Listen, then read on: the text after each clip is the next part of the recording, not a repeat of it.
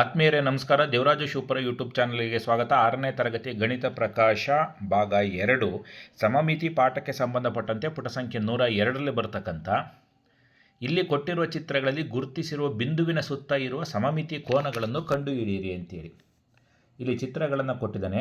ಈ ಚಿತ್ರಗಳನ್ನು ಒಂದು ಸುತ್ತು ಅಂದರೆ 360 ಡಿಗ್ರಿ ಒಂದು ಸುತ್ತುವಷ್ಟರಲ್ಲಿ ಈ ಚಿತ್ರ ಸೇಮ್ ಎಷ್ಟು ಸಾರಿ ಕಾಣುತ್ತೆ, ಯಾವ್ಯಾವ ಆ್ಯಂಗಲಲ್ಲಿ ಅಂತೇಳಿ ನೋಡ್ತಾ ಹೋಗೋಣ. ಪ್ರತಿ ಚಿತ್ರಕ್ಕೆ ಇರತಕ್ಕಂಥ ಸಮಮಿತಿ ಕೋನಗಳನ್ನು ನೋಡಿ.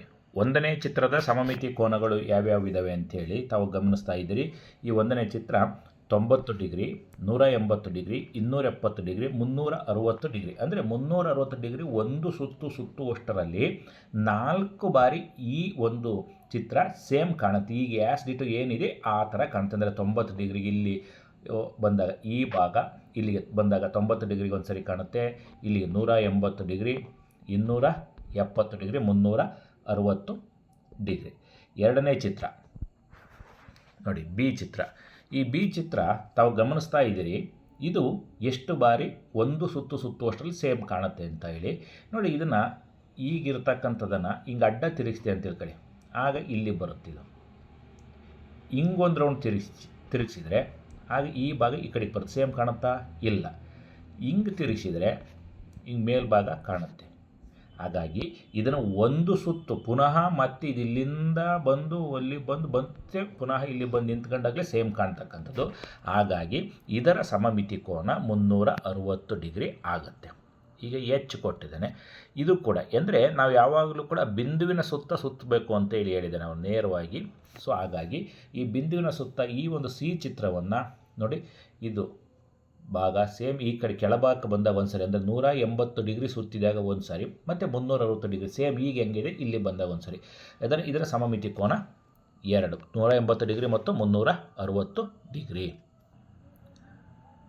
ಮುಂದಿನ ಯಾವ ಚಿತ್ರಗಳು ಒಂದಕ್ಕಿಂತ ಹೆಚ್ಚಿನ ಸಮಮಿತಿ ಕೋನವನ್ನು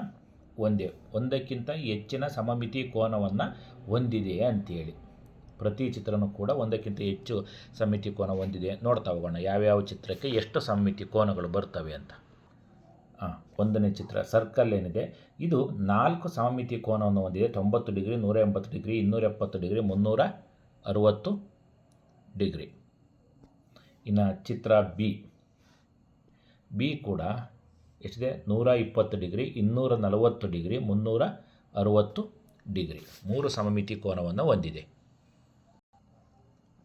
ಮೂರನೇ ಚಿತ್ರ ಇಲ್ಲಿ ಈ ಚಿತ್ರ ಟೆಕ್ಸ್ಟ್ ಬುಕ್ಕಲ್ಲಿ ಕರೆಕ್ಟಾಗಿದೆ. ಇಲ್ಲಿ ಕೊಡ್ತಕ್ಕಂಥ ಒಂದು ಸಂದರ್ಭದಲ್ಲಿ ಈ ಭಾಗ ಸ್ವಲ್ಪ ಚಿಕ್ಕದಾಗಿ ಬಂದಿದೆ. ಹಾಗಾಗಿ 3 ಭಾಗಗಳು ಕೂಡ ಸಮ ಇದ್ದಾವೆ ಅಂತ ತಿಳ್ಕೊಂಡಂಥ ಒಂದು ಸಂದರ್ಭದಲ್ಲಿ ಎಷ್ಟು ಸಮಮಿತಿ ಕೋನಗಳು ಬರ್ತವೆ ಅಂತೇಳಿ. ಇದು ಕೂಡ ನೋಡಿ, 120 ಡಿಗ್ರಿ, 240 ಡಿಗ್ರಿ, 360 ಡಿಗ್ರಿ 3 ಸಮಮಿತಿ ಕೋನವನ್ನು ಹೊಂದಿದೆ.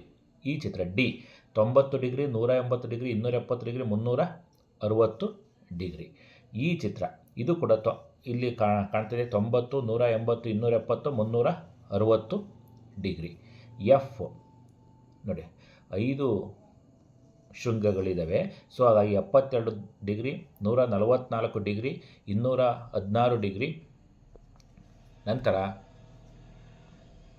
288 ಡಿಗ್ರಿ, 360 ಡಿಗ್ರಿ. ಜಿ ಅದು ಒಂದೇ ಒಂದು ಸಮಮಿತಿ ಕೋನವನ್ನು ಹೊಂದಿದೆ, 360 ಡಿಗ್ರಿ.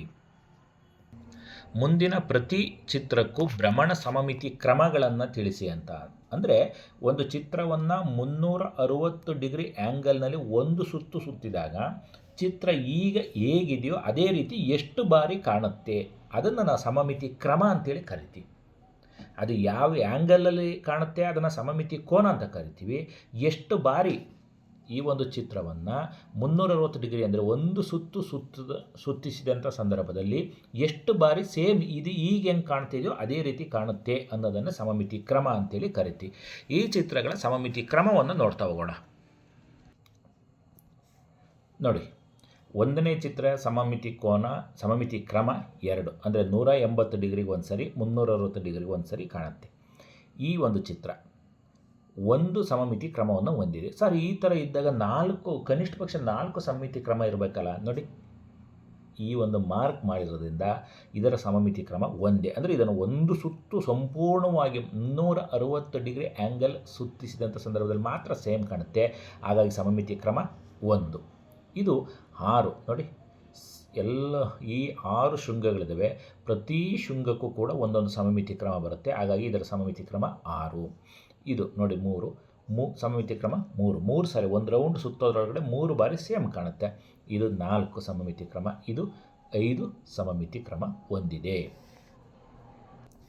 ಆದ್ಮೇಲೆ ನೀವು ಇದುವರೆಗೂ ಕೂಡ ದೇವರಾಜು ಶಿವಪುರ ಯೂಟ್ಯೂಬ್ ಚಾನಲ್ಗೆ ಸಬ್ಸ್ಕ್ರೈಬ್ ಆಗಿಲ್ಲ ಅಂದರೆ ಸಬ್ಸ್ಕ್ರೈಬ್ ಆಗಿ, ವಿಡಿಯೋ ಇಷ್ಟ ಆದರೆ ಲೈಕ್ ಮಾಡಿ, ಇದರ ಲಿಂಕನ್ನು ನಮ್ಮ ವಿದ್ಯಾರ್ಥಿಗಳಿಗೆ ಮತ್ತು ಸ್ನೇಹಿತರಿಗೆ ಶೇರ್ ಮಾಡಿ. ಧನ್ಯವಾದಗಳು.